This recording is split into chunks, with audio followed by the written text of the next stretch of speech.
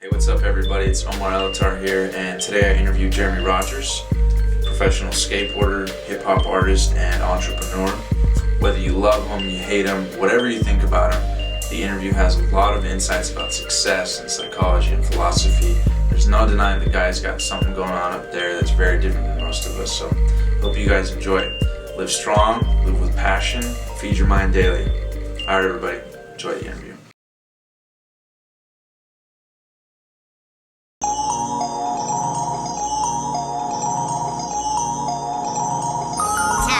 I be that pretty motherfucker. Harlem's what I'm reppin'. Tell my niggas hit the bitch and we gon' make it in a second.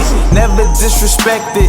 Plus I'm well connected with this coke that I imported. Just important as your president. Swagger so impressive, and I don't need a necklace. I was like 13, and by like 14 I went to Japan for this company, Chapman. I think when you're a kid you're kind of like, don't crave an average lifestyle, and you kind of want like, it's more shallow-minded. Maybe you just want to be a star and you just think about big things, you know? Most kids probably have that. As growing up, I did different things like gymnastics, baseball. At the time, I consciously was like, oh, I'm gonna do this for my life. Oh my God, I love it, you know? And then just when I found something else that I loved more, I did that. But it's still like conscious, I'm gonna do this forever. House, cars, all that, yeah. I had a condo in Santa Monica and I had a house in Redondo. Cumulatively, we're doing six figures more than 6 times, 7 times. But I had done a contest where I'd made like 50 grand in a day, and that was also one of the most I've seen, like just one day, fucking, you know? I don't even know what I would do with it. Just put it in the bank and spend away at it.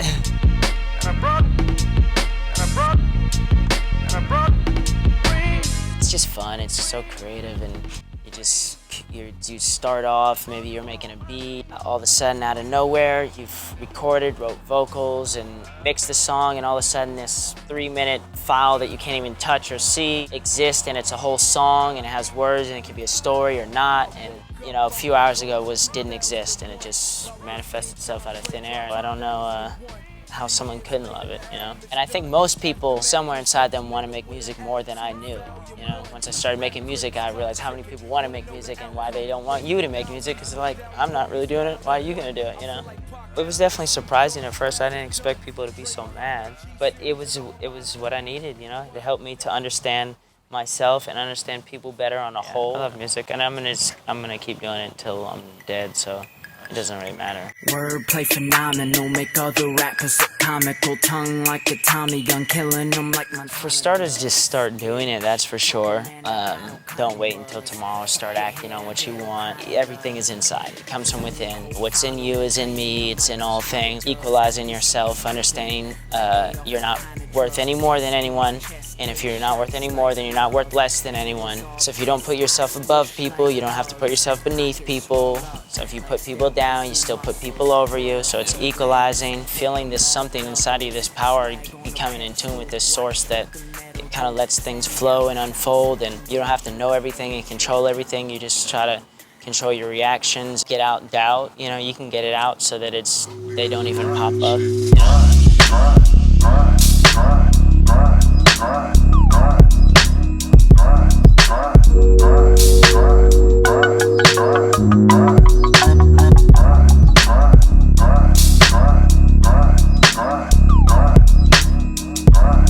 Skating, the fear is still present. Even if I go skate now, it's understandable if you're doing something where you can get hurt if you don't do it right. There's a little fear there, and you do want to do the trick without it, but primarily you just don't want to live in fear, in a continual habituated state of fear, where you're afraid this isn't going to work, or this person's going to reject you, or these people are not going to accept you. Those constant fears will keep you from being what you would be, you know?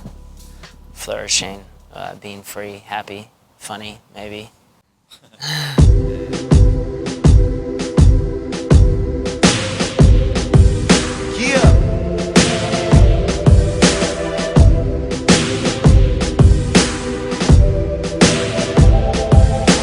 Letting people's stuff not interfere, but also understanding where their stuff comes from. If you understand where your stuff comes from, then you're gonna look at their stuff differently too. If someone starts like doubting you or telling you their fears for you, then you understand and can have empathy at a certain point, that they are even telling you that because you understand that what they're telling you stems from their own fears and doubts. And if they didn't think about fear and didn't think in doubts, they wouldn't even speak them out. And if you didn't think about fears and doubts, when I tell you an idea I have or something I want to do, you wouldn't start talking about your fears and doubts around that thing.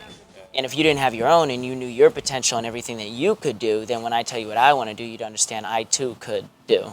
And you would, if anything, try to give me a boost. I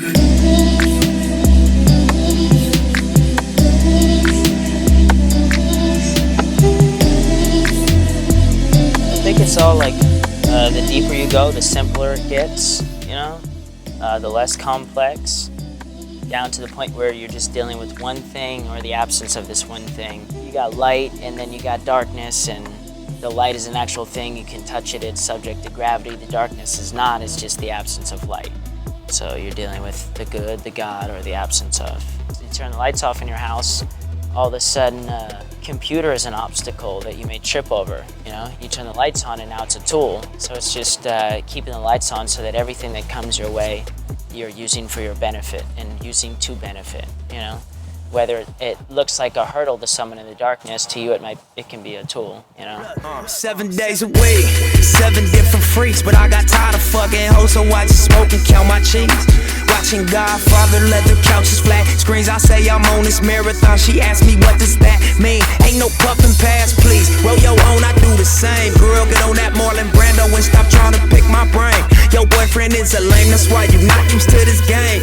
And if you looking for me, I'll be first class on the plane. A lot of people go through a phase where they're kind of like self-destructive and reckless, and you may not think thoughts like, oh, I don't like myself, or I want to destroy this or that, but maybe you're drinking and the next thing in this recklessness comes up and causes you to place yourself in circumstances that are reckless, you know, not safe for yourself or others. Skating is like one thing that kept me from actually getting wrecked, you know, in my recklessness. If I was doing too much of this or that or being too crazy, this skating over here was an anchor, you know.